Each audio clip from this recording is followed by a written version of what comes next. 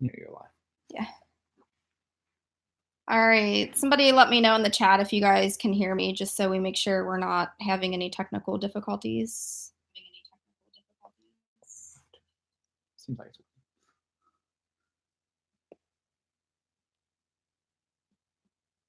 Can you guys hear me or no?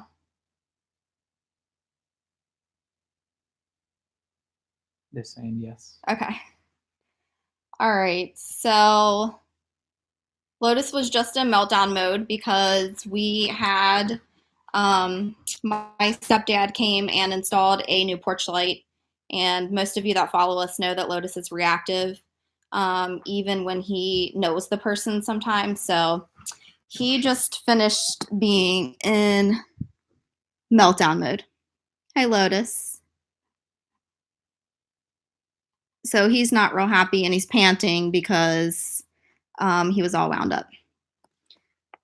Bubba. And there's Enzo. He's pretty chill. Hi. Okay. So the format of this, as always, we try to keep it at an hour if we can. Sometimes that's really, really hard to do. So most of the time we go over the hour. We're going to try to stick to the hour today. Will's going to feed me the questions and then I'm going to answer them. So then we can try to be as efficient as we can. All right, what we got, Ben? First question is, have you ever visited Georgia? Yes, we have visited Georgia. We actually had some friends that lived there for a while, so we went to visit them there, and then they moved to Tennessee. We visited them there, and they're getting ready to move to New York, so we will probably visit them there at some point in time as well. So yes, we have been to Georgia. What products do you use to remove fur in beds, sofa, or clothing? I think just the washing machine. Yeah. So as far as getting the fur off the furniture, we have like a little handheld suck vac that we use. I have a link that Will can put in the chat if you want to check it out. I think the brand is like Shark or something like that. So like we vac the couches and whatnot. Usually about once a year, I'll strip down the cloth that's on the cushions and all the pillows and everything, and I'll wash those in the washing machine. As far as getting it off clothes, it's just not going to happen. We use like a sticky lint roller most of the time. And then, obviously our clothes get washed every day. So that's just kind of the way that it goes. Okay. Those were just a couple random Instagram questions. But the first one in chat is from Kimberly Ortiz. Can you please share how you initially started getting them trained? I have 2 shepherds as well, and I'm not sure where to start. I mainly want them to learn to come when I call and walk off leash. Okay. So if they're under that 6-month mark, you can always use like training treats. And we also have a link to that Will can post in the chat. And I would start, the easiest one to start with when they're that young is usually sit. It's the most basic command. And if you go through any kind of training program, that's usually the one that they start with. So I would start with sit. Do not move on to another command until that one is mastered. German Shepherds catch on very, very quickly, are highly intelligent. So, I mean, really, you could teach that pretty quickly and then maybe just practice for like a week until they have it mastered. And then move on to come. So you would have them sit down and then ask them to come. And then if they do that, you would reward them with a treat and lots of positive praise. We are huge advocates of like obedience training. So we always recommend to our viewers who, want their dogs to know the basic commands to just go through a basic obedience training class. They're really not that expensive. We do not recommend doing like the one through PetSmart. I would find like an actual professional trainer. We used a company called OffLeash Canine Training. We constantly recommend that to our viewers who ask. And we actually have had like 3 or 4 people of our subscribers go through that training company to train their own dogs at this point in time. So they're fantastic, and they're not just located in the area that we live in. They have facilities all across the U.S. And like I said, it's not very expensive for that basic obedience package. And that one they learn sit, come, down, and heel. And I think the package is like under $500 for that. Both of ours went through the advanced package. Enzo was probably around 11 months to a year when we did that with him. Lotus was a lot younger because we had the reactiveness issues that we were dealing with, and so we felt that he needed to go through that class a lot sooner than we felt Enzo needed to. Peter Harper just said hi. He couldn't stay. Um, and then Maria asked basically the same question you just asked. Okay. And then Eric. That's the other thing. So some of you will ask, like you'll come in later and you'll ask a question, and my answer is usually, hey, once this is posted on the channel, just go back and rewatch. That way I'm not repeating answers to questions, because that takes up a lot of time if I'm saying the same answer 3, 4, 5 times. So don't think that I'm just blowing you off. I just really want to be as efficient as I can getting through the questions. Go says hello. Tate says hello. Hi, Tate, which is probably mom. Great to be here. Very good. Just got done with a walk at the park. That was from Eric again. SP says hello. Eric says hello. Good evening from Carnes. I'm assuming they're somewhere east of here. They're saying good evening. Can I have a puppy? Can't really help you there. I need it. Lots of hellos. That's probably just the beginning. I would scroll down until you get to actual questions. Do you think a German Shepherd would be good for a 20-year-old person that's from Riyadh Saad? I'm probably saying that wrong. So we get this question a lot. I have a lot of people that will message us on Instagram or YouTube and say, like, you know, here's my situation. Is it a good idea for me to get a German Shepherd right now? And my answer is always, you know, you have to take a step back and you have to understand what your lifestyle is like. So, you know, if you're someone who's 20 years old, that's very young to be responsible enough to do the things that you need to do to train a German Shepherd, and make sure that they're getting everything that they need, especially like financially. You know, like if you're in college, probably not a good idea. If you work 8, 9, 10 hours a day and you have to be gone from home, you don't have anyone else to come and let the pup out, probably not a good idea. So you really just have to be able to take a step back, for the benefit of the pup, and recognize, you know, can I make that lifestyle change? Because it's not just like, oh, I got a pup and like everything's good to go. Especially with this breed, they're going to require a huge amount of socialization. They're going to require training because they thrive off of the training. Like they need to be trained. They're going to require a ton of exercise. So if your lifestyle doesn't fit with you spending an insane amount of time putting into the pup, and if you don't financially think that you're going to have enough money to take care of the pup because they are expensive, I just would not recommend it at that point in time. You probably just need to wait until a later date when you're able to kind of change your lifestyle a little bit more to fit theirs. Here's a good one for you.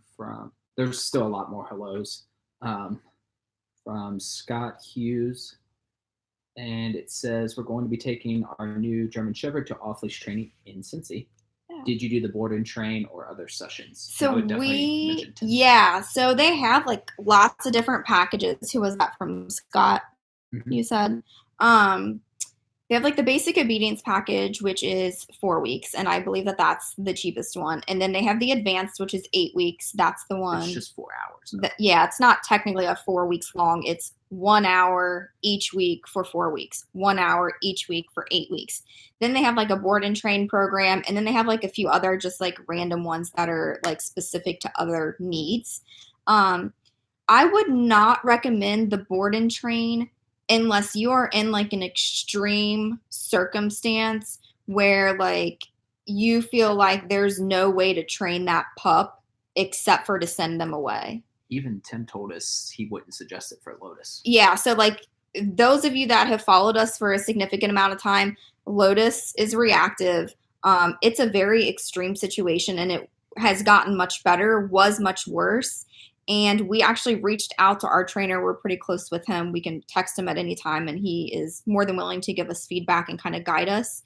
And we said, you know, we're at like this point where we don't feel like we're really moving forward. You know, would a board and train be a good situation for him?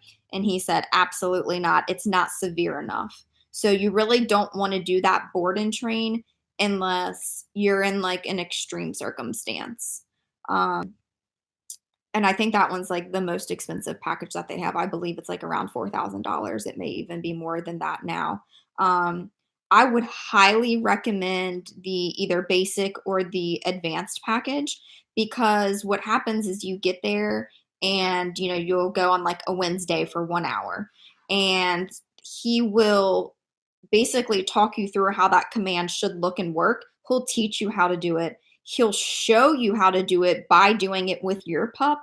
And then he hands it over to you and he watches you do it on your own so that he can correct anything that you're doing incorrectly. So it's just really beneficial. I felt like we learned a lot, just being there and like having his constructive criticism while we were going through it. I just feel like it is a better bond with the pup too, versus sending them away for a month or however many weeks. I think they have like a 2 week one, sending the pup away for 2 weeks, and then coming to pick it up. And I don't know. I think you would have to be in a really extreme circumstance to do the board and train. And I would go with 10. Yeah, if you're doing it in the Cincinnati area, Scott, I don't know if you've already been like set up to which location you're going to, but the location on the west side of Cincinnati, what is that area over there? Like it's like past Delhi, so it's like the west Western side is, Hills, yeah, I Western guess. Hills-ish area. Tim is the trainer that runs that facility. He used to Still train, does, yeah, I and think. still does, yeah. He used to specifically like train dogs in the military for very high up people. And he was absolutely amazing. Like we immediately connected with him. He is the real deal. And I'm not saying that, we haven't experienced anybody else in the company, so who knows, you know what I mean? But we absolutely loved him. So if you can, I would request that location with Tim. Plus, if you want to see the stereotypical military seriousness guy Yeah. completely change when he sees a puppy. Yeah. Yeah. He was amazing. Um, What else we got? so, Carnes family, I'm not sure if I'm saying that right. Did you wait till the 2 weeks after final vaccinations before you took the pups out? I want to get my pup out to socialize ASAP, but worried about the diseases. So as long as they've had their 16-week shots, which is like the really, really, really important ones for like rabies is like a big one during that one.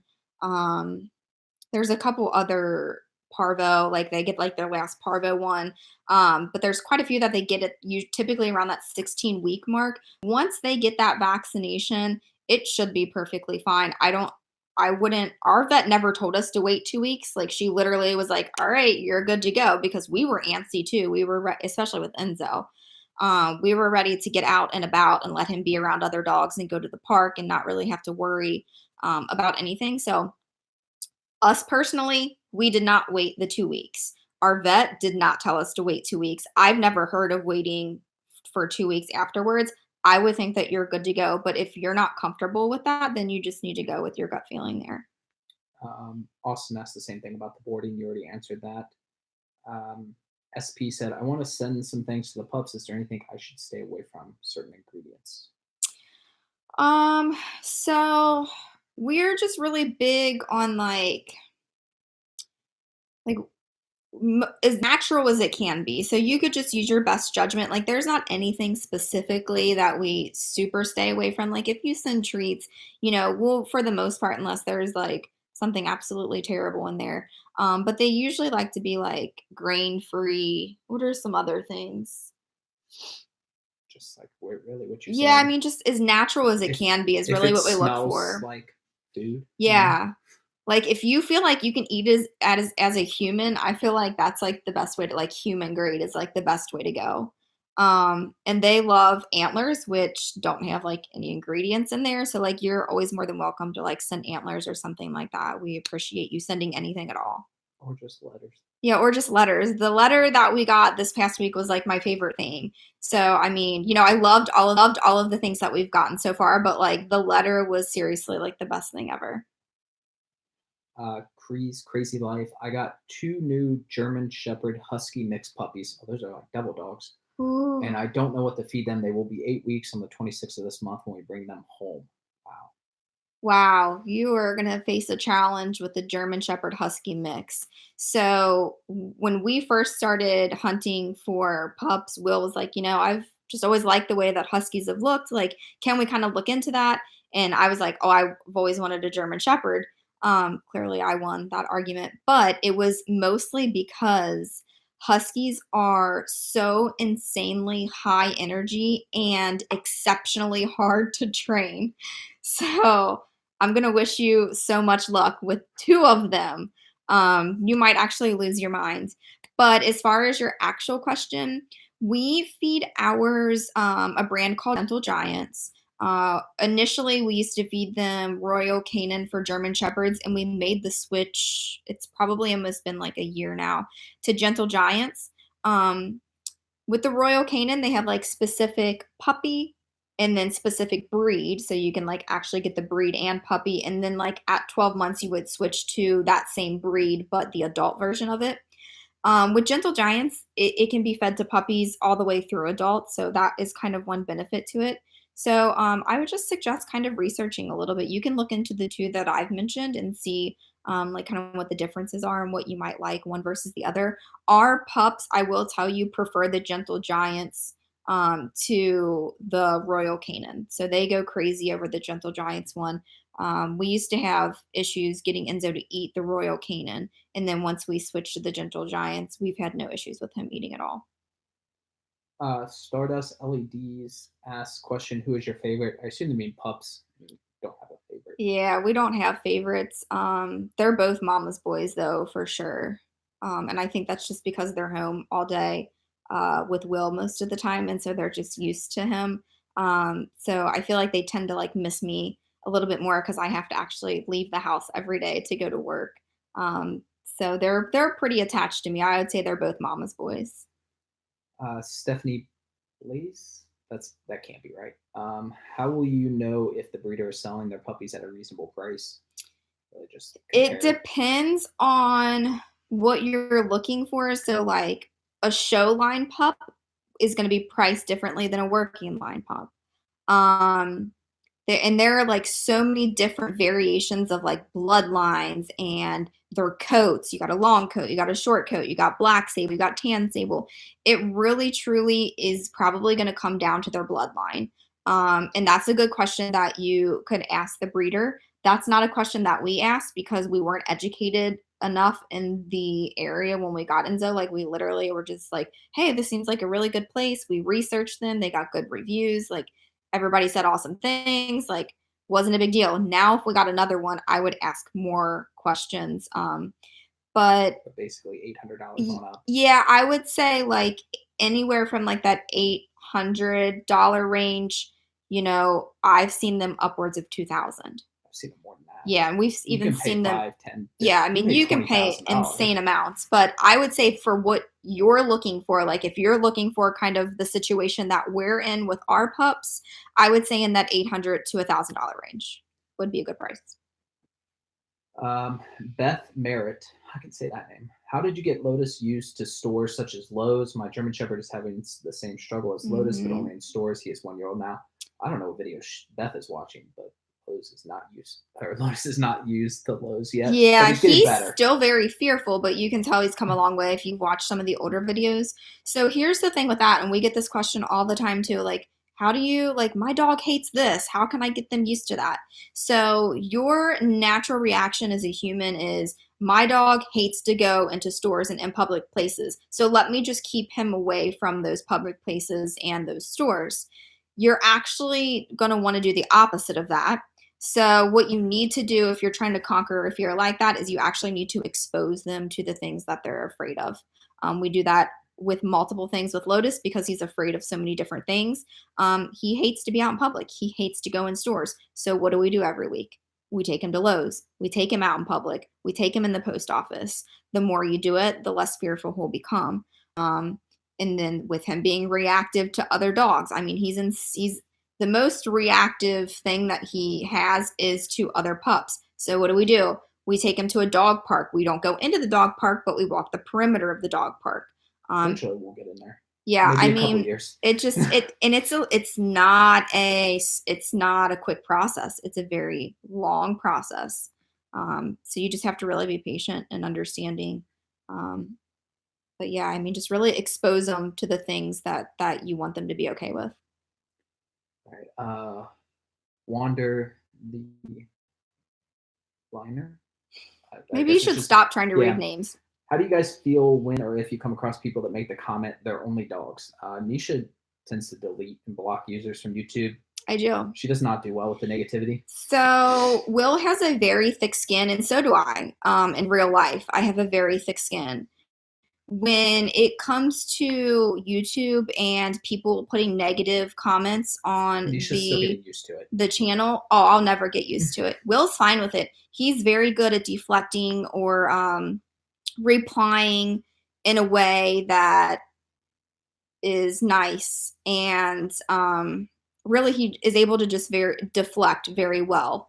I, on the other hand, if I catch it before Will gets to it, I will not only block the user from the channel, but I will then delete the comment as well. I used to actually write them back and not really argue with them, but state how I felt. And I had to stop doing that because, I made you.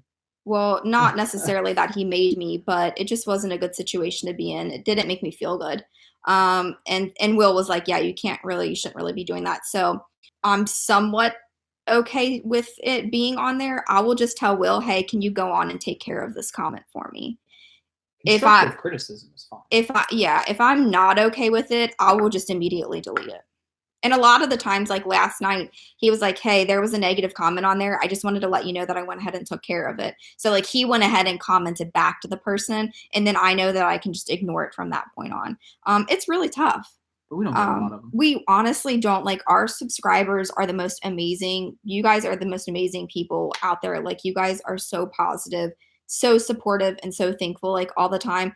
It's rare that we get something negative, but I would say a couple times a week we do, and it's hard to deal with. Thank you for the daily vlogs. Eric's, does your area have leash laws? Probably. Yeah, so the thing with that is it depends on the park, I think, but a lot of the time when we will get to the park and someone might say like you need to have a leash on them, what they don't understand is that the leash law also applies to like electronic Or it's not leashes. exactly clear. Yeah, and they don't understand that e-collar that they have on, because they've been through that advanced training, it acts as a leash. Our dogs will not move unless we tell them to move. So for me, when I run into that situation where someone tries to address it, I typically just try to educate them. I used to, I think, get mad and like it was more of a negative altercation. But it's just because they don't understand that our pups have been through that type of training and that their e-collar, But I typically just it's, put them in a heel, and yeah, then I mean, people don't even know. yeah, That if they you don't have put them in a heel and they're literally right next to they're in that tiny little bubble right next to your leg, it looks like they're on a leash anyway. So it's rare that we get people that say anything. I am positive there's leash laws But I around also have them here. with me at all times. We've had them off leash walking at the park with a cop standing right there. Like it, and that park has leash laws. But when they see them healing, they understand that they're trained enough and that collar acts like a leash for them. Hi from Montreal. Um,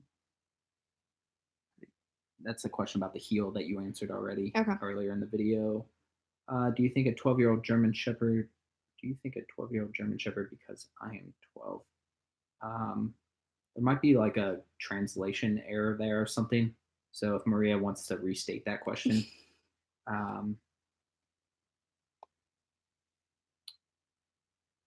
How do you deal with people reactivity when you're at home, like when the mailman comes up or the UPS guy comes or just any guest? So We actually, I mean, that's a daily struggle for us. They're allowed to bark until we tell them not to.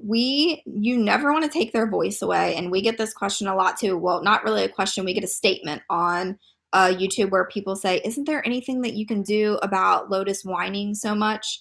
And my response to that is always, you never want to take their voice away. So, when they're barking like that, you don't necessarily want to tell them to stop, because then you condition them to think that they're not allowed to bark, and you don't want that situation. You want them to be vocal. So for the most part, we embrace it. Now, what will happen is the mailman will pull up, and every single day, even though he comes every day for as long as these pups have lived, the dogs will bark at the window or the door. Once we acknowledge it, we usually go up with them and we're like, oh, okay, yep, we see him.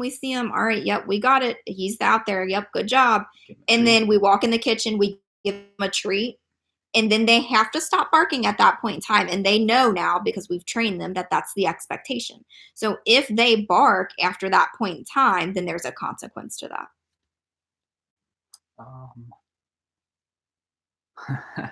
Stardust said, I just got a German Shepherd. Any tips? I would watch some of the earlier videos that we've done, tips for like first time owners, 5 most important things to know. There's some of those early videos are for people who literally have just gotten one or are just about to get one. So I would suggest watching some of those videos on the channel. Riley didn't ask a question, but I think that's a girl. They did say, which I just wanted to bring up, if you're unsure or you're looking to get a German Shepherd in certain situations, you could look into rehoming older ones, which would be amazing. We wanted to do that. We just couldn't with Rally. Yeah. So since we had a cat, just like in the research that we've done on that, if you bring in, a dog that's a lot bigger than the cat's less likely to accept the dog.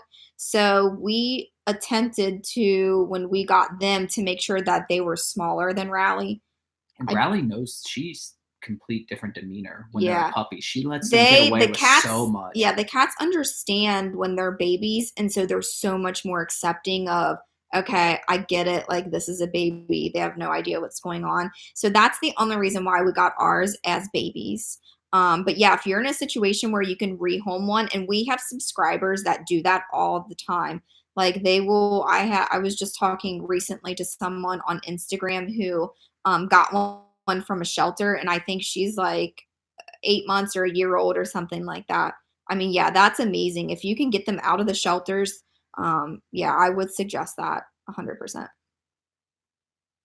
My 8-year-old or 8-month-old German Shepherd bites everyone in the house. I've tried timeout, saying no, etc. Nothing is working. That's more of a statement, but I think they meant it as a question. So ideally, you would have tried to tackle that situation at a younger age. What we suggest with that, and what we did with ours, obviously ours were a lot younger than 8 months when we did this. And what I tell most people that experience this problem is you want to make sure that you have toys available in every room. And then you also, like, we even, I think, went as far as like carrying toys like in our hoodie pockets or in our jeans pockets through the house. And as soon as you would see like Lotus chewing on the baseboard in the kitchen, it was an immediate no, like very stern. And then I would take the toy and put it in his mouth. So a distraction. Now, if the pup is biting like at your pants or your foot, because they love to do that at your feet, at your ankles, or your hands, you need to basically yelp like another dog or another puppy would do, or you might say like ouch, but in a very high pitched voice, because socially the only way for them to recognize that biting is not okay is for them to do it to another dog and get that type of reaction. So if there is not other dogs around that they're able to bite on or chew on, and then that dog yelps and it scares them and they realize, oh, I'm not supposed to do that, it's really hard for them to understand that that's not a good behavior. So I would recommend toys in every room, even maybe carrying around toys with you temporarily. The high-pitched, ouch or yelping of some sort. But it's not the fact that she is 8 months old. It's probably going to be a little bit harder to break that habit than it would be for, say, an 8-week-old puppy. Just hang in there with it, though. If you're consistent and you're constantly replacing that behavior with a toy of some sort, it'll start to get better.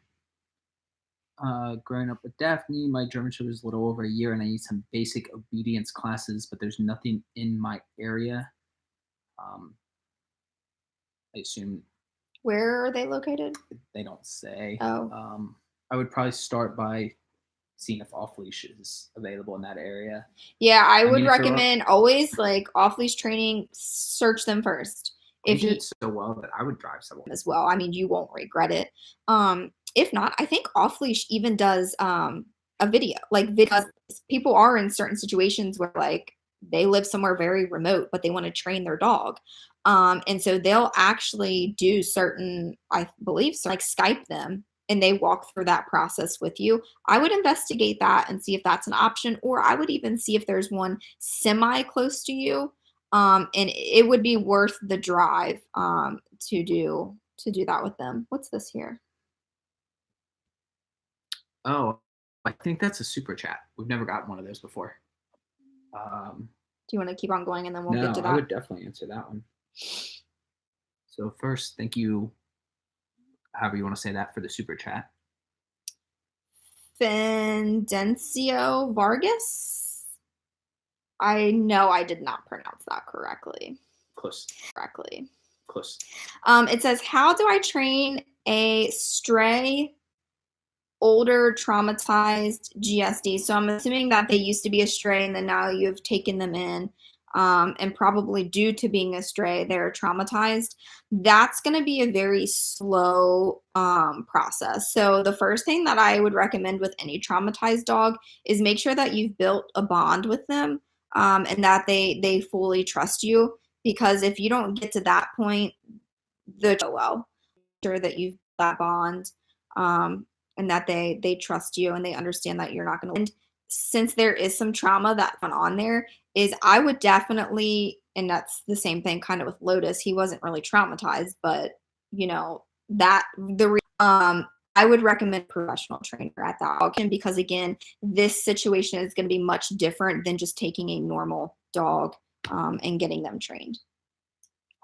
First, I just want to say that's our first ever super chat, so thank you to them. And then they didn't ask a question. I mean, they already asked the question that we answered, but so thank you again for that. I lost my spot for a second there. Of course. So we're gonna go with Eric's. If I missed you before that, I'll scroll back up. But what is your guidance of jumping off things like couches and beds?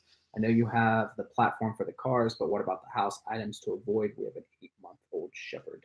Yeah, so jumping, and I know I feel like I say this every time, like we get this question all the time, and it's probably just because I answer a million questions a day. I don't think they mean from hurting them. I just think they mean from getting on the furniture. Yeah, because it's terrible for them to, like Enzo, I'm always like super cautious about him getting up and down from the bed. So what we did in our bedroom, because we have bamboo floors, they're like super slippery, and what he would do is he would jump off and then he would like slide, and it was just not very good for his joints. So I would recommend, if you can, we got like at the very foot of our bed, we got like it's maybe like 2 or 3 foot wide, and then maybe like 5 or 6 feet long runner, and we put like the anti-slip underneath of it so that when he jumped down, he actually landed there, and then like it didn't strain his joints or anything. Ours don't really get up and down off the couch a whole lot, but even so, we also have a carpet in the living room. You want to make sure they have traction, I guess, instead of telling you all the carpets that we have in our house. You want to make sure that whatever they're jumping off of, you need to make sure that there's something there for them to land on where they actually have traction. Before we had the one in the bedroom, what we would do is we wouldn't allow him to jump down unless we were like holding by the collar. Spanish, so I'm not really sure. Say Sanchez. But you've already really answered this. It has to do with reactivity of dogs. You kind of already answered that with Lotus. Yeah. Just exposing them. Just expose them. In a safe way, though. Like, we wouldn't like expose Lotus in the sense that, oh, let's walk into a dog park. Like, that's not going to go well. There has to be a boundary, and it has to be safely done. So we will walk him the perimeter of the dog exceptions, park. Like if loud fireworks is something they're afraid of, don't go to 4th of July fireworks. Like my mom has like an annual party every year. It's for those of you that are from the northern Kentucky, Cincinnati We're not area, inviting them. you'll know what I'm Just- talking about. But they have like the WB and fireworks. For those of you that don't live in this area, you'll have no idea what that means. But like this past year, because Lotus and Enzo were so stressed out over the fireworks, and we knew that ahead of time because we experienced it on 4th of July. They both had like crazy meltdowns. We actually, and I think this was actually the year before, we actually left early. You want to make sure that if you're exposing them to things that they are fearful of, that it's done in a way that it's not going to traumatize them. That is, being afraid. Yeah. There's nothing. You don't want to like be right next to them. No, you don't. Oh my goodness, what is this? Super chats. Oh. You can answer that one if you want. Okay, so he said, so this is the one that super chatted us before about the dog that was traumatized.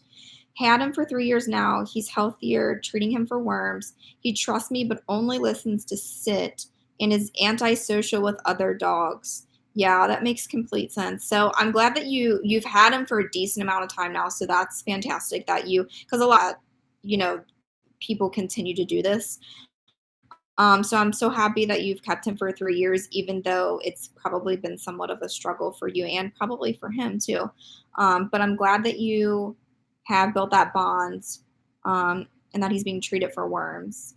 So is that the one that you said message us like the day or so? I actually talk about that in what will be tomorrow's video, I think. What? Is that what the exercise and the worms? Is that what you were talking about? This here, yeah. This is, yeah. So, antisocial with other dogs. I'm wondering if you mean like he's just afraid to be around other dogs and avoids them, or if he's aggressive around other dogs, like almost if you've seen Lotus around other dogs, if he acts that way around other dogs, because there's going to be a huge difference there. If he's just antisocial and kind of standoffish with them, that can be something that can be overcome fairly easily. If he's like Lotus and is more like reactive towards them or aggressive towards them, that would be needed to be handled in a completely separate manner. But just continue to work with him. So he obviously understands sit. Then if you want him to continue to learn commands, I would start with come would be the next one. Down, they tend to struggle with, or a little bit more resistant to that because it puts them in a submissive position. Basically, ours hate to do down. He said he's aggressive. He tries to be the alpha. Yeah. And and that's something where like, I understand that with Lotus. Lotus is probably not going to be able to go into a dog park ever and socialize appropriately with other pups. That's not normal. I truly don't know that we'll ever get to that point. Maybe, because we'll continue to work with him every single day, no matter what. So I'm not sure if that's going to be able to be overcome. It's a very long process when they are aggressive in that manner, because that's something that's conditioned in their brain. And depending on whether it's fear-based, or it's just something that's in their chemical makeup, will depend on if it can be conquered. With Lotus, his is fear-based. So we've been told that because it's fear-based, it's something that we can take care of over time and it will get better. If it was in his chemical makeup, it's probably not something that he would ever be able to overcome. So that's tough. Yomp, Adrian, I'm going to get 2 at the same time. Is that better? It just depends. Yeah, it really does. It's not worse. It's definitely not worse. 2 is better than 1 because they occupy each other. I, however, am glad that we waited until Enzo was, 2 years old? Yeah. 2 or 2.5 years old to get Lotus, because he was very mature at that point in time. He was very accepting of her. It's going to be the same situation as kids. If you get 2 at the same time, you really just get it all over at once. And the puppy stage is the absolute worst stage ever. So, I mean, that really just depends on how you look at it. You can get it all over at one time, but it will be hectic for a while, and you probably will not get much sleep. It makes training really hard because it takes hours to train. Training will be difficult with 2 at the same time, for sure. It was nice with the way that we did ours, because Enzo was already like super trained and super obedient. So Lotus just followed what Enzo did, and so it was a breeze going through training again with Lotus because he just followed what Enzo did. The come to heel that everybody comments how cool it is where they come and they walk next to me. It took me a while To teach that Enzo to that, but Lotus, I it was never like taught it to immediate. Lotus. Yeah, we've never actually sat down and taught that command to Lotus. He's just picked up on He it. just From mimicked it. Enzo. Austin commented that the 2-week boarding session here in South Carolina is $2,400. In case anybody's wondering. Yeah. It's pretty expensive. What would you choose, short hair or long hair? Well, we like short hair, but if you've watched the video with Charlie down the street, Charlie is he's a mix between short. If there's a shedding difference between the two, if maybe the long coat sheds less or not, but I prefer the short hair. Air's 1698 asked the question you've already answered about how did you learn to walk off leash. So if they want to go back towards the beginning, that's in there. Okay.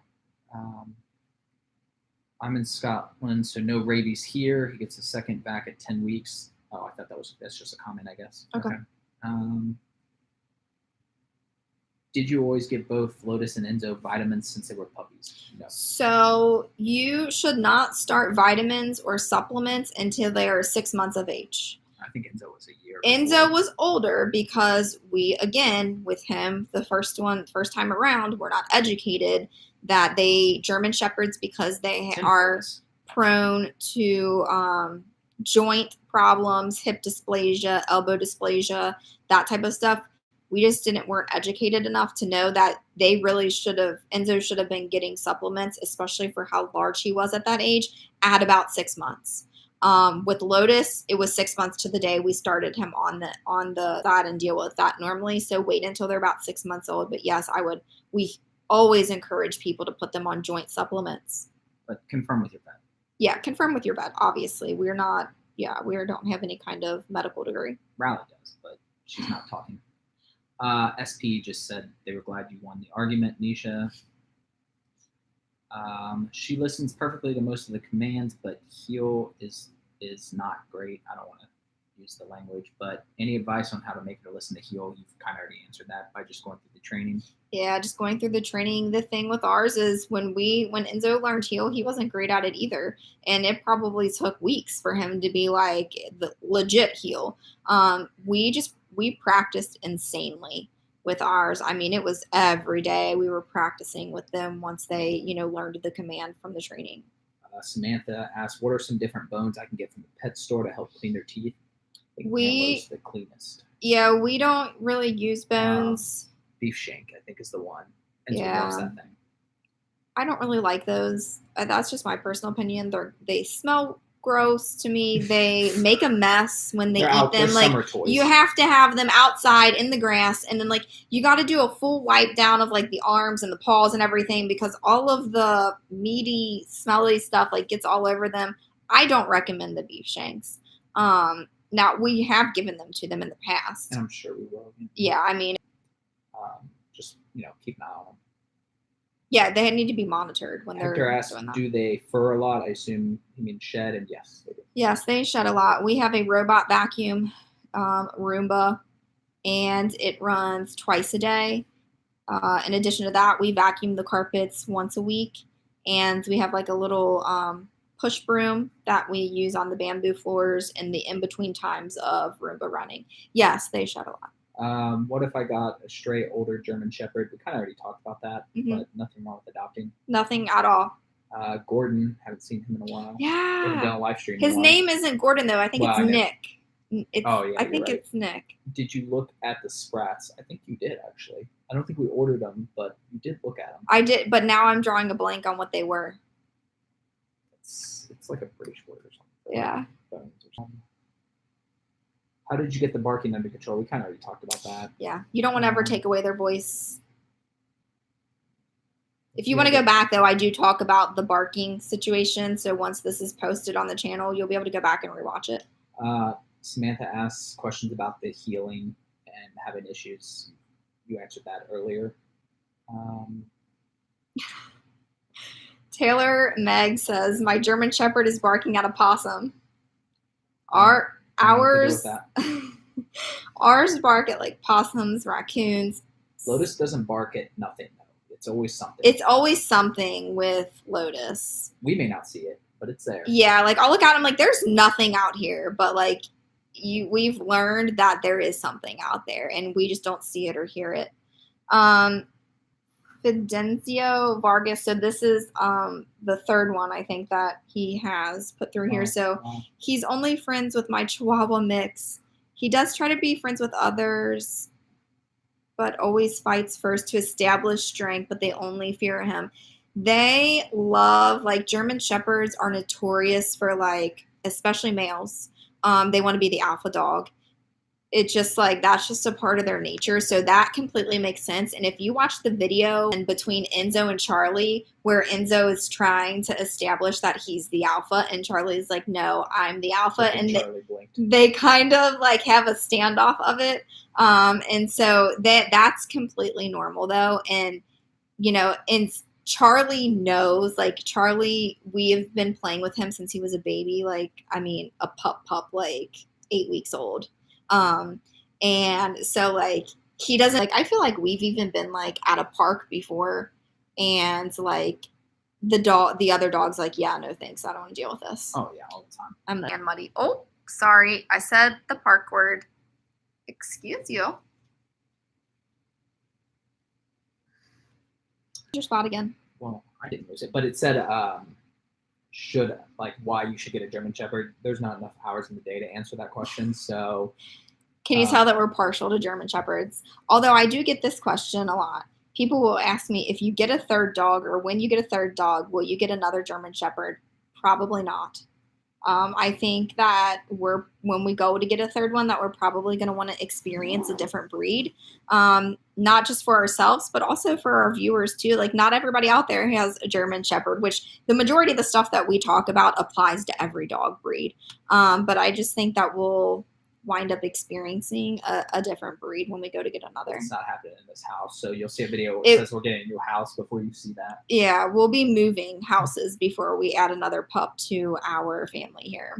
I got a West German show dog on Christmas, smallest dog ever, only 9 weeks old. Yes, yeah. So Taylor Meggs again sent us a super chat that says, turns out it wasn't a possum, it was a kangaroo. Where do you live? Guess they're in Australia. Cree's Crazy Life. I think she was the one that said about the husky mix. Yeah. It's going to change life forever. I would be forced to leave the house. I'm ready for it. Let's see. Riley, that was our guess. Australia.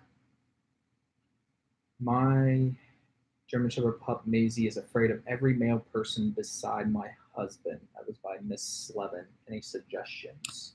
Is the pup male or female? The name is Maisie. That kind of seems like a girl's name, but I don't know. Read me the thing again. My pup is afraid of every male person besides my husband. I remember Tim talking to us about that. Sometimes they see it as like you're their significant other almost. Like, because you do everything with them. That's tough. My suggestion for that, though, is not to keep her away from males. Put her in situations where she can interact with other males in a positive manner. Maybe have your husband there. Yeah, maybe even with your husband there, because she sees that as like a safe male. Give that other male some like training treats or little snacks or something, a toy that she really enjoys. And have that person just kind of, love on her and give her positive praise and treats and toys. And I would just continue to do that. But by avoiding that, you'll reinforce the fact that she should be afraid of males. And you don't want to do that. You want to do the opposite of that. How much do German Shepherds cost? We already talked about that. Yeah. So if you just want to... $800 to $1,000, can go anywhere like upwards of that forever, pretty much.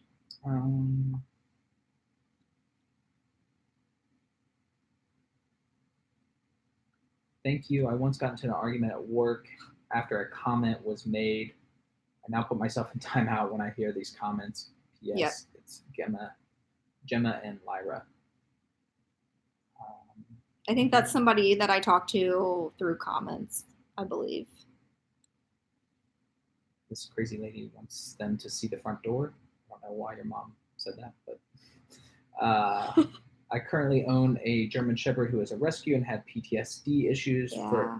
Had her for 4 years, and I'm now wanting to buy a puppy. Do you think it would be a good idea to bring a puppy now as she is old? You could always do a test with like a loaner puppy. Yeah, like but my thing is the fact that she had PTSD. She's probably really gonna like a baby in the house. So I think that will almost be like comforting or like therapy somehow to her. But yeah, you can always test it out. If you know someone that has a puppy, or take her to the local shelter and see how she does. Yeah, or foster a puppy and kind of do like a trial.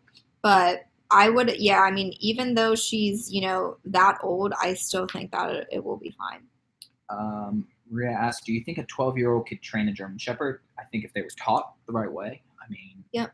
Yeah, they would have to be in like a scenario how we did our training where the trainer teaches the person first and how to do it correctly and the do's and don'ts. And then oversees you doing it with the pup so that they can give them constructive criticism. But yeah, I mean, if they're taught correctly, absolutely. There's no reason why. Lisa asked, when did you start training Enzo and Lotus? Day one retreats, really?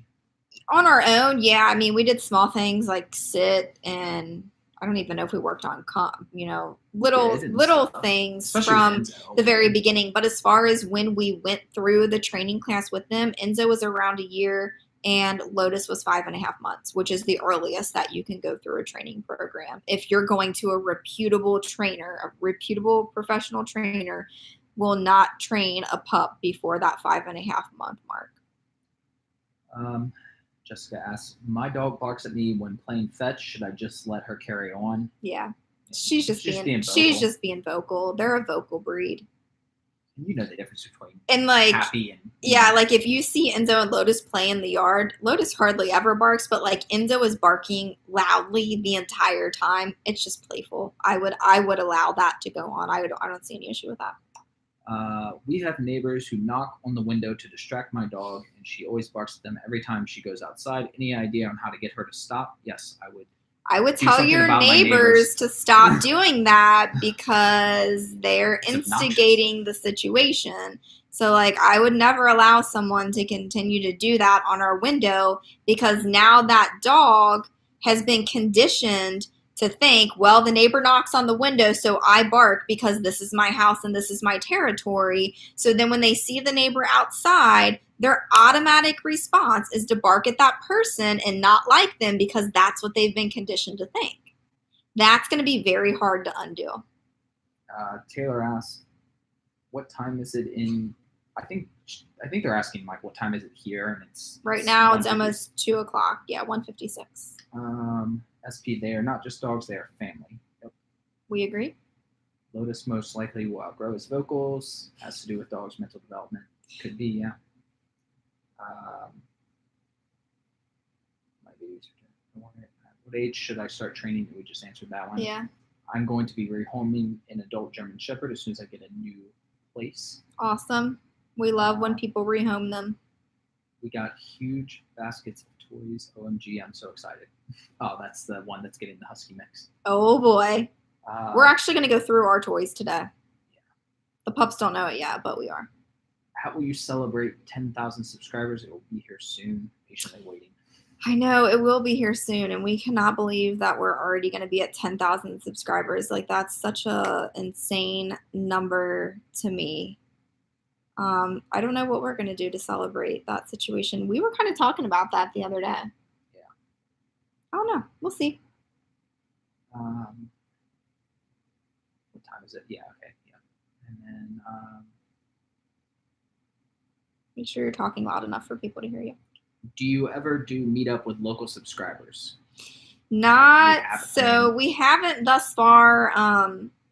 We did have a comment. Yeah, we've had a couple of comments, recently where like the subscriber recognizes that they live in the same area as we do. And they're like, hey, we would love to meet up and like see the pups and stuff. We just haven't had to like work. The problems is that Lotus is reactive. Yeah, which you guys already know. So he wouldn't be able to come and like interact with someone else's dog. Now, as far as like meeting someone, he's a little bit more accepting of meeting people. Pet it and loves. Yeah, so I mean that could be a scenario, but we haven't had to kind of work through that situation yet, so I'm not really sure how that will pan out. Taylor says it's 5:31 a.m. Taylor's crazy. 5:30 a.m. It would take a lot to get me out of bed that early. My pit is 100% deaf, so he won't heal. But if I wiggle my fingers to the side, he puts his nose right to my hand. So Yeah. I haven't taught Lotus this. It's something I'm going to do eventually. But Enzo knows all the commands by hand movements. Yeah, he knows like this is heel. Yeah, this is heel. This up is sit. If you point to the ground is down.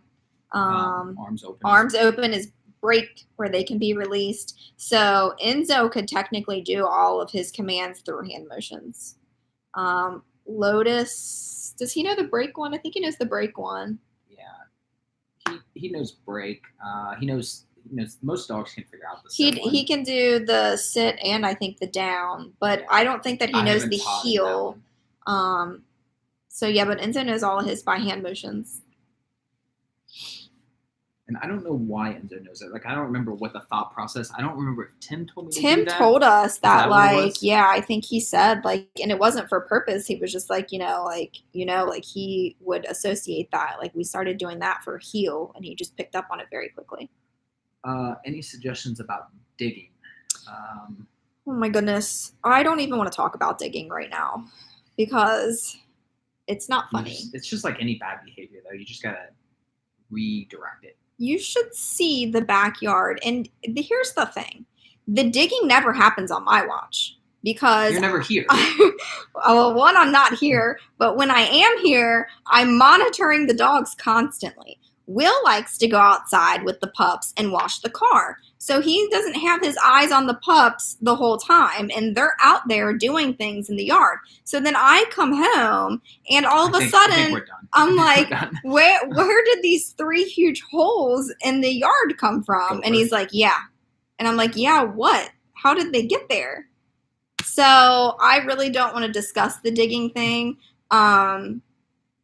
And I think Tim has even told us, like, his dog used to, our trainer, Tim, his dog used to do the same thing. And he's like, it's so hard because unless you bust them in the act of doing it, it's so hard to correct it and give them a consequence for it.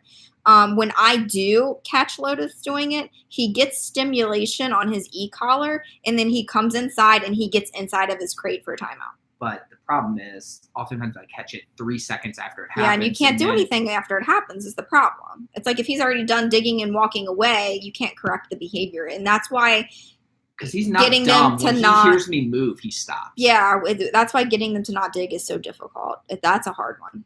We have not overcome that yet. We know how. We just yeah.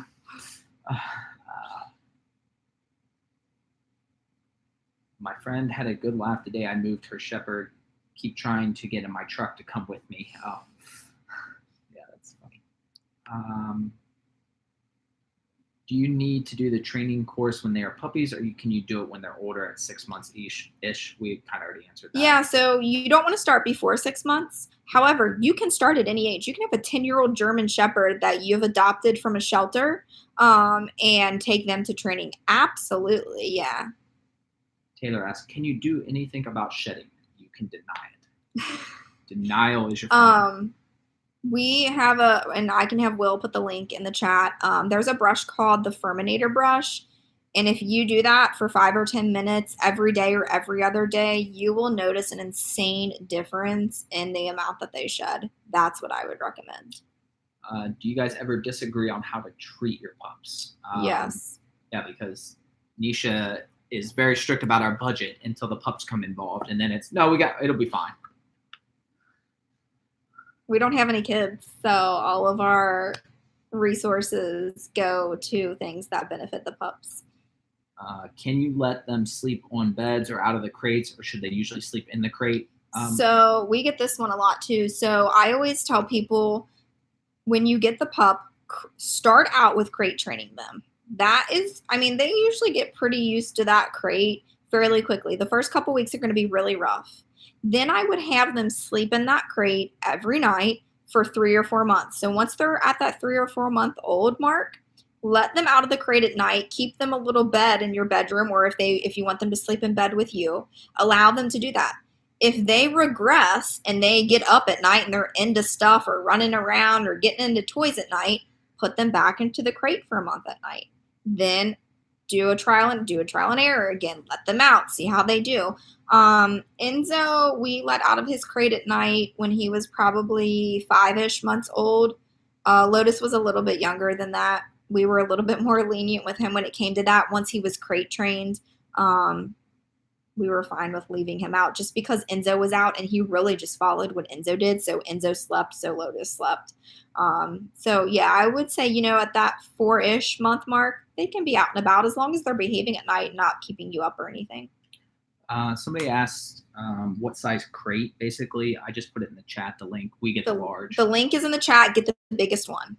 And that it is not the 48 inches is not the biggest. Get the biggest one that they have because they'll grow into it. And there's a divider in there that you can use if you need it to be smaller temporarily.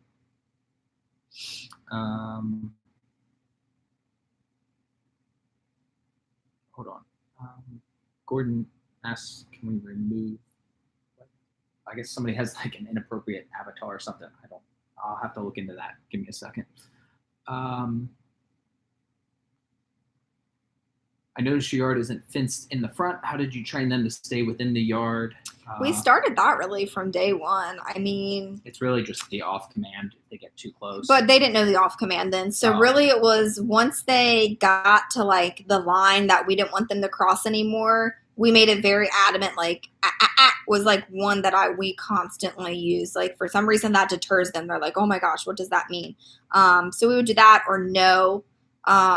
And they pick up on boundaries very, very quickly for some reason. So, I mean, Enzo knew, even as a puppy, we really didn't leash him a whole lot.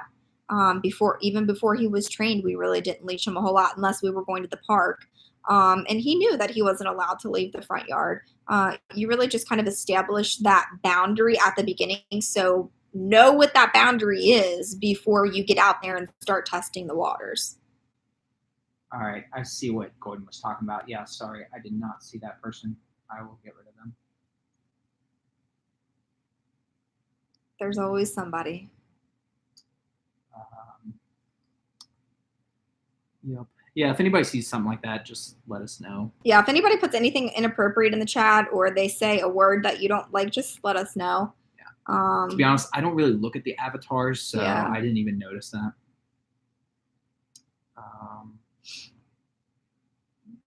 We're already past 2 o'clock. I was just kind of scrolling through here. We can keep going temporarily. I just want to make sure that we get all the questions. Budget, pups, gone. Was Enzo as vocal as Lotus as a pup? No. No.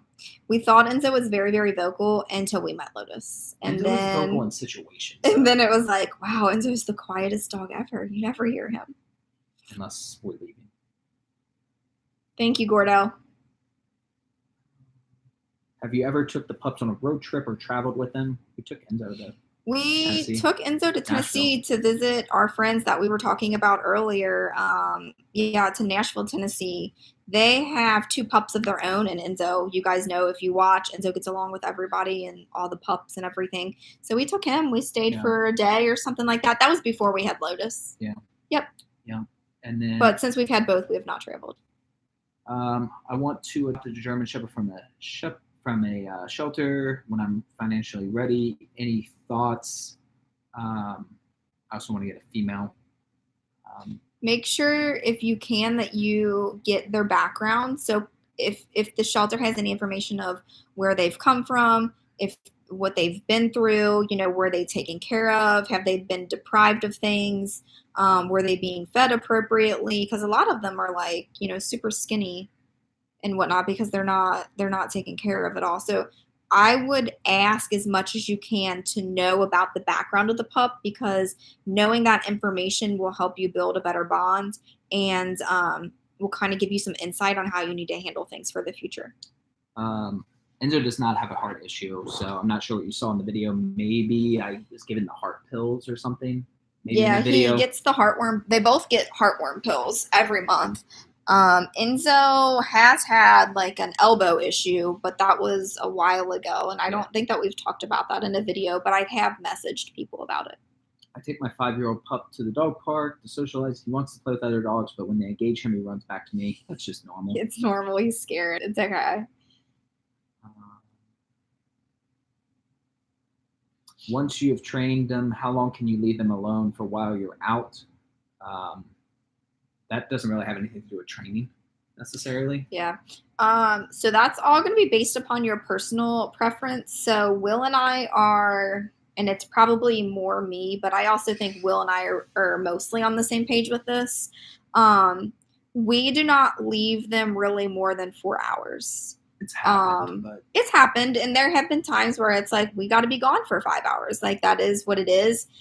I don't know that we've ever been gone over 5 hours away from them, though.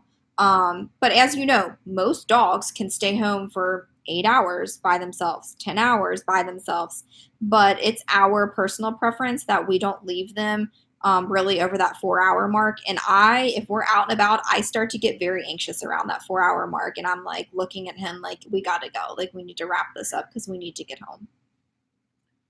My husky found a buried dog in the backyard and now is trying to, huskies just want to dig, period. But yeah, if they know something's under there, you're gonna have to get rid of it. Yeah, you honestly, will. That's any dog. Yep. If there's something there, you'll need to you'll need to dig it up and get rid of it because they will not give up on that. Yeah. Are they allowed on the sofa? As long as there's a blanket. It depends, and it's the same thing with the bed and the sofa is they have a specific cover, and we make sure that cover is on the furniture before they lay down on it. We're really, really good about keeping up with their hygiene. So and we get this question a lot, how many times should I bathe my German Shepherd? We bathe them twice a year, but because we give them wipe downs every time that they come home from the park and whatnot, they stay really, really clean. And then brushing in between helps as well. I lost it in that. Somebody asked about their dog getting dry skin and flaky, and I lost that question, but you just reminded me. So dry skin and flakiness can be caused by an allergy. So that may be something that you want to talk to your vet about. The allergy could be like food-based. So depending on what food you're feeding them, there might be something in there that's causing their skin to dry out. In addition to that, just make sure that and this probably is in between, will keep their hygiene pretty good. Dry skin is typically an allergy of some sort, so you may need to change their food up. Reverse keeps asking questions that Riley keeps answering for us. So thank you, Riley. But yeah, no, we didn't have any other dogs before this. Now we have family dogs. Yeah, like in our childhood, we both have had dogs before. But yeah, as far as like together owning any dogs, no, these are the first 2 that we've owned. When are you going to do a crate training video? Probably this week. It'll probably be a day this week. Ask and you shall, who sent us a letter this past week to the P.O. box. So Holly, if you watch this or you are watching it or mom watches it, we are going to attempt to do a potty training video for you this week. Wanda asked about home cameras, and Riley already answered. But yeah, if you want the cameras, they're in the video notes. Like, you just scroll down. So if you scroll down in the notes, you'll see the cameras that we use. Yeah. We have 2 of them. And they're amazing. We love them. I'm literally, every time we leave the house, I get on there. Person we were getting the pups from, the dad is a German Shepherd. He's super skinny. They said they keep food in the bowl all day, but how could he be so skinny? I guess the dad was a rescue. I don't know. Tim's dog has that issue too. Yeah. So some dogs just have like weird like metabolism things going on. So our trainer, Tim, his dog is taller. This is a guy that trains thousands of dogs, hundreds of thousands of dogs. He's taller than Enzo, but like Tim cannot get the dog to keep any weight on. Like, it's skinny as can be. Sometimes that's just the way that they are. I don't really know if there's like, if they have access to food and access to water all the time, I wouldn't worry about it.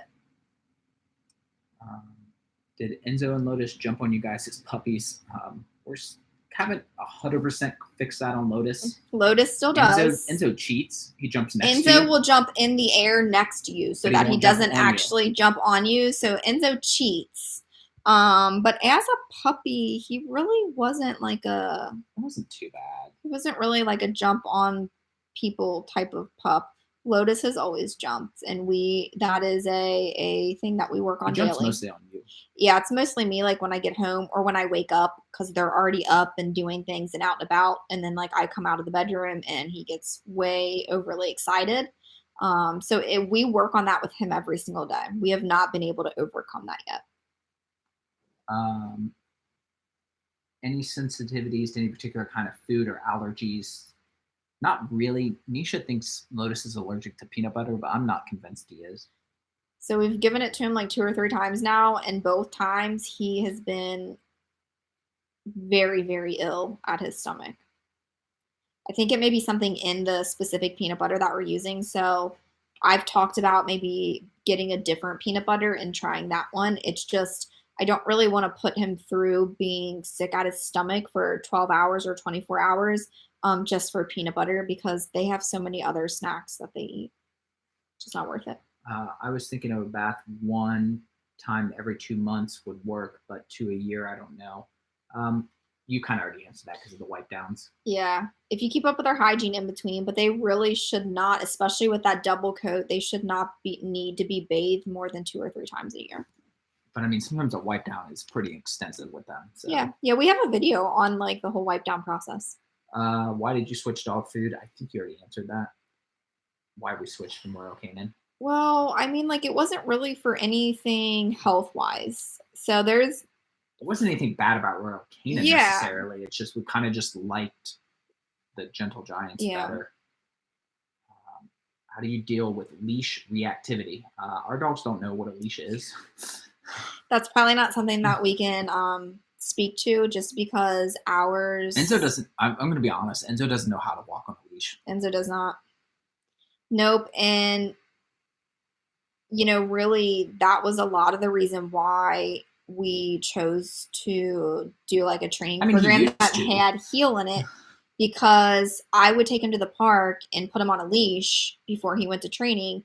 And by the end of it, my shoulder was like literally ripped out of socket. So now if he's on a leash, but we're still using the heel command to force him to stay right next to us. If we had him on a leash and said break and let him be free and sniff around, he would pull your shoulder out of socket. So that's a tough one. My 5-month German Shepherd sneezes a lot. Sometimes she will fall to. Would do that quickly. Gordon said, I'm in the UK, which we obviously knew that, but in case somebody else didn't know, is there any way I can send you guys some homemade treats? Just wondering what the customs were like. I don't know. We don't know the rules really on customs in that manner, but like we're fine. If it's like okay with you sending them, we're fine with you sending them to the PO box. How do you know if your dog is off-leash trained? Because mine, I never train off-leash, but when he is off-leash, he walks with me, and when he sees other things, he doesn't go chase them. That they've just naturally learned that, and that can happen. But you just got to know that. What if you see something that they do want to chase? Yeah, I mean, if there's like a crazy distraction, like a squirrel, or something you haven't predicted. Yeah, something that you haven't been able to predict in that public place or whatever. They know that there's a consequence to that. How do you handle fear of the pet visit? Treats. And not just any treat, favorite treat. Yeah.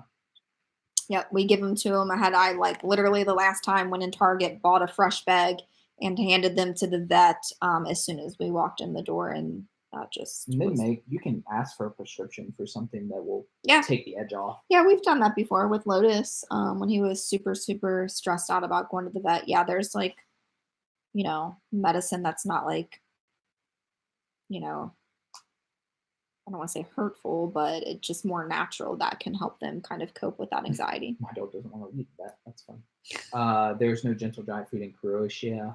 Yeah, probably not. They're pretty small. They are a small company. Yeah. There's only a few places that we can get it from. Like Walmart is one. Their actual website is one. Chewy, Amazon and Chewy. I don't know. Maybe. Amazon maybe, and then Chewy. Can you tell the viewers how Enzo is when Will is not at the house and it's just you and the dogs? Oh, that was phenomenal. Yeah, it's not fun for me when Will leaves. And I actually talked to somebody about this past week. They asked me like a question that prompted me to answer this. So when the pups see me, they're overly excited because I have to get up and leave every day. It's the opposite way for Will. So when Will leaves the house, they immediately go into like full meltdown mode because they're so used to being with him all day, every day.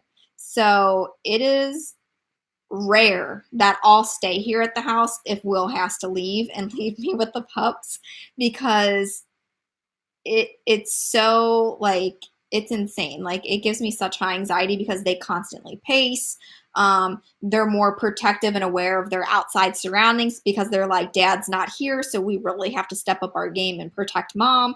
I mean, like it gets crazy when Will is gone and I'm left here with them. It's not fun. What is a better dog, German or Australian? I assume they mean shepherds. I don't know anything about Australian shepherds. Yeah, so. we wouldn't be educated enough on that. I just don't want to give you any misinformation. And so we're just not educated enough to speak on that. You ever thought about dog THC? Have a different name, but pretty much the same thing. Yeah, that's kind of like like the that's CBD oil. Yeah. Yep. Yeah, we had someone recommend doing that for Lotus to kind of help him with his anxiety and stuff. And I just haven't had, and that was recently, I just haven't had time to look into it. Gordon says he will speak with his local post office. Thanks, Gordon. I think I'm all caught up. There was a couple of weird scenarios there where I had to kind of leave it out, like skip around because of things. I think that's pretty much it. So. Okay. All right, guys. I think we answered all the questions and we only went 20 minutes over this time, which is pretty good. Usually I go about an hour over. So. Yeah. And thanks so much for the super chats. Yeah, for everybody that did the super chats, thank you very, very much. You guys are amazing as always. This is like such a, I always tell Will, like, this is such a surreal experience for me because never in my wildest dreams would I have imagined that we would have 10,000 people subscribing to our channel and following us. And you answered all the questions. I did want to actually talk about that. So a lot of you that comment on YouTube and Instagram and Facebook, you'll think that you're talking to Will, so you'll be like, hey man, what's going on? And it's the majority of the time it's me answering those comments. I typically take care of all the social media commenting and responding and all of that stuff. So just know that sometimes if it's like super obvious that you, oh, there's Charlie. Super obvious that you think it's Will, I might say, hey, this is Nisha. Any Evo videos coming soon, babe? I keep telling tomorrow. him because we have had multiple people ask. He says tomorrow. I don't drive I don't have time to even, I drove it once this week. Literally. We don't have a lot of time around here. So I just want to say thank you to you guys. You guys are amazing. Keep sending us stuff to the P.O. box. It does not have to be something material. Like you can send us pictures of your pup and you can send us letters. Like we love receiving that type of stuff. So keep that up. We'll put that in the videos as we get them. But you guys are amazing as always. And oh, this is going to count as today's video, isn't it? Yeah. For those of you that didn't know, which there's only 62 people in here. But yeah, this is going to count as today's video, so that'll kind of help Will keep caught up on to see the boys. Bubba, there's Enzo. You probably can't see him well because we have the lights up. Lotus, say hi to Mama Michelle. Well, say hi, Mama Michelle. He's barking at Charlie. Bubba, and say hi to Mama Michelle. Oh, he got up because he thought I meant actually. Knock it off. All right, you guys. I think we're going to get off here and go have some lunch. So it was fabulous talking to you as always. I feel like we are going to try to do the live streams a little bit more often. We kind of neglected there for a little while with the holiday and everything. So we'll try to get back into a good routine of doing that. But other than that, I guess we'll see you guys next time. Huh, Bubba? You want to say bye? Say bye. Bye, you guys.